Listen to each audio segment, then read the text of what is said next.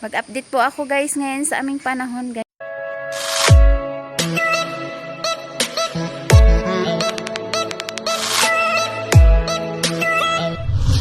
Ganyan po yung aming panahon dito sa Negros. Ayan.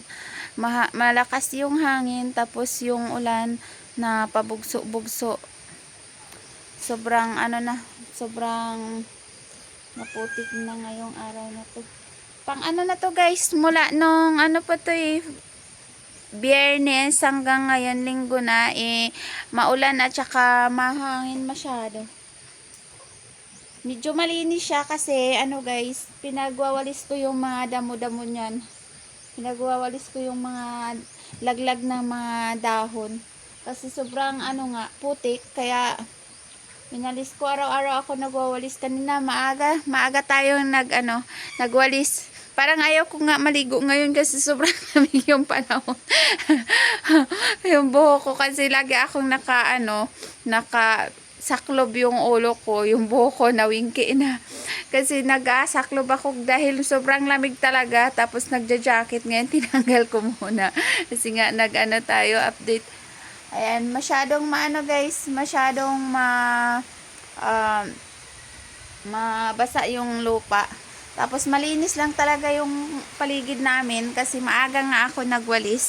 Araw-araw ako na maaga magwawalis para hindi matatambakan ako ng maraming damo.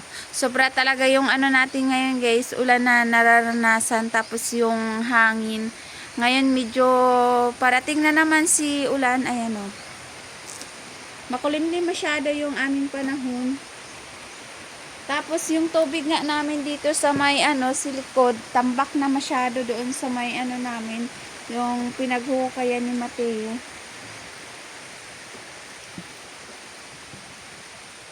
May bagyo daw po kasi si Bingka guys. Bingka yung bagyo kaya ganyan.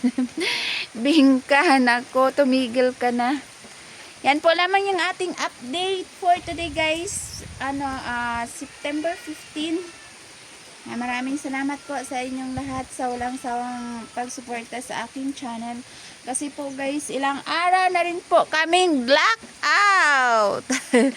Buti na lang hindi pa nalubat yung aking phone. Kaso lang hindi nga tayo masyado nakakapag-online dahil po yung aming signal is ganun din po. Masyadong mahirap. Pahirapan yung aming signal dahil sa panahon nga. Loading kami.